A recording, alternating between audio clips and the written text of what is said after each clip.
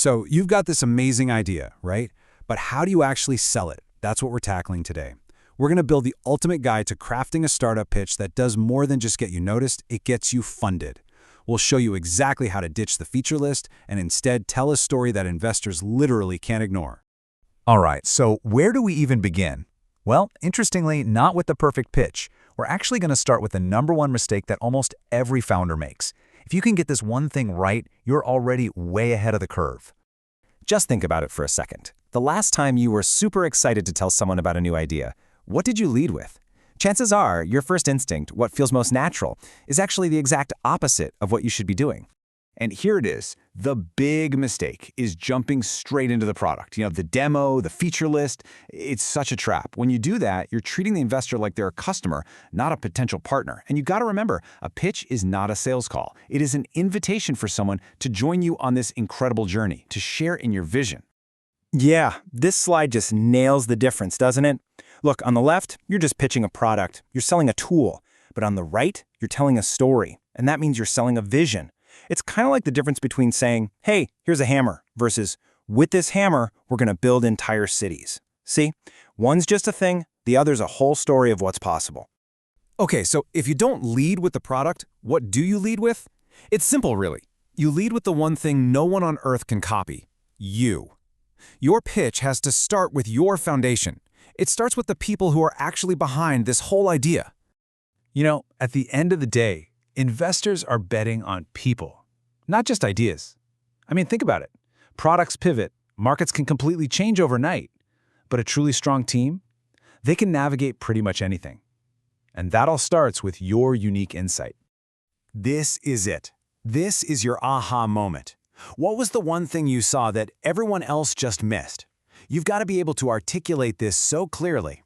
It's that little spark that proves you found something hidden, something really valuable that becomes the entire reason for your company.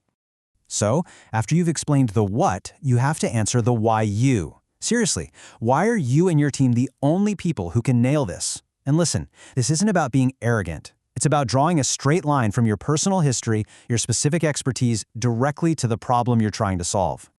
You really need to think of your background as a strategic asset. Like, did you personally live this problem that you're now trying to solve? Or maybe you spent the last 10 years becoming a master in this one specific field. See, that's not just experience on a resume, that's your unfair advantage. Now, this next question might seem almost too simple, but trust me, the answer tells an investor so much about how stable and resilient your team really is. So, are you friends from college? Did you grind it out together at a previous company? That history you have, that's a proxy for trust. Right. The key word here is evidence. You can't just say you guys work well together. You have to show it. Point to actual past projects. Mention a successful exit if you have one. Anything that proves you're a real, high-functioning team, not just a random collection of impressive LinkedIn profiles. Okay, so your foundation is set. It's solid. You've established why you are the right team for the job. Now, it's time to build the story right on top of that foundation. This is the part where you connect your personal insight to a really massive opportunity. And let's be clear, storytelling is not just some fluffy, nice-to-have thing. It is your single most powerful tool for persuasion. You have to use it to weave everything together, your unique background, the problem you're solving, and your solution, into one single, unforgettable story. But before you dive into the details, you need to give your audience a North Star. Just one single, super crisp sentence that sums up what you do. I love this analogy. Think of it as your company's Twitter bio. It's got to be so clear that literally anyone can get it. And this is the important part. Repeat it to someone else. Think of this as your story's roadmap. Your whole pitch needs to guide the audience through these 3 essential checkpoints. And if they can't fully grasp each one, you're going to lose them. So first up, you have to make them feel the pain of the problem. Okay, so they feel the pain. Next, you have to frame the opportunity. And look, this is not just about throwing out some huge market size numbers. It's about the human side of it. What is the profound gain that customers are going to experience? What is that deep, fundamental need that you are finally meeting?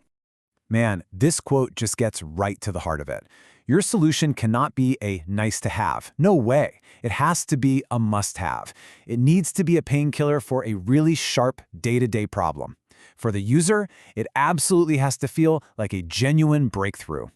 All right, so a great story is powerful. We know that. But you know what's even better? A great story that's backed by solid proof. That's just undeniable. So now let's talk about how you actually provide that evidence and make your value crystal clear. So a really strong pitch has to work on all three of these levels at the same time. First, what makes your product uniquely awesome? Second, how does that turn into real, tangible benefits for your customer? And third, how does all of that create a business model that you can actually scale and repeat? You really do have to speak both languages here. From the customer's point of view, it's all about the tangible benefits, right? Saving time, making more money, just feeling better. But from your viewpoint, the business viewpoint, it's about the mechanics. How can you deliver that same value again and again, profitably to millions of people? So it's so important to remember this. The three things we've been talking about, foundation, story, and proof, they aren't separate chapters in your pitch deck. They are threads that you have to weave together into one single powerful argument. Your story is believable because of your foundation, and it's compelling because you can actually prove it. And that's really what this all boils down to. Your pitch just can't be generic. It has to be born from your unique insight, your team's advantage, and your specific solution. So I'm just going to leave you with this one question to think about. What is the story that only you can tell? Because I promise you, that's the one that's going to win.